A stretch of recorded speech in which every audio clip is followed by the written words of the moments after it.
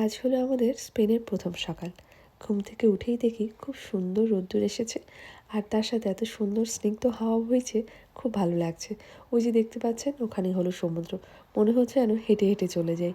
আর এই পাশে এই খোলা মাঠ, খুব ভালো লাগছিল দেখতে সকালটা। আর এই যে টুনাই, টুনাই কোথাও যখন যায়, হোটেলে থাকলে সকালবেলা তাড়াতাড়ি স্নান করার জন্য খুব ব্যস্ত হয়ে পড়ে। তো ওকে স্নান দান করে খাইয়ে আমরা একসাথে রেডি হয়ে বেরিয়ে পড়লাম আশেপাশে কোথায় কি আছে একটু ঘুরে দেখার জন্য। আমরা এখন এসেছি মালোরকা ক্যাথিড্রালে।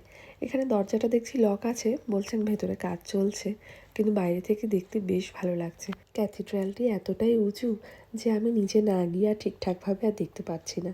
কত বছরের পুরনো কাজ, কত সুন্দর কাজ। আমার না পুরনো কাজ দেখতে খুব ভালো লাগে, সেই জন্য আমার ক্যাসেল দেখতেও ভীষণ ভালো লাগে।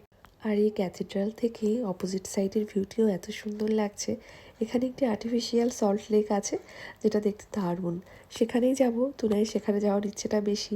আর সামনেই রয়েছে সমুদ্র। আর বিদেশে যেখানেই যাই না কেন, সমুদ্রের ভিউটি মনে হয় যেন একটু অন্যরকমই লাগে। চলুন ধীরে ধীরে দেখাই কোথায় কি আছে। স্পেন কত সুন্দর, পালমা কত সুন্দর, সেটাও আপনাদেরকে দেখাই। আমরা এখন পালমাতে রয়েছি। পালমা মালোরকা কাছাকাছি। ওই যে দেখতে পাচ্ছেন, ওখানেই যাব আমরা।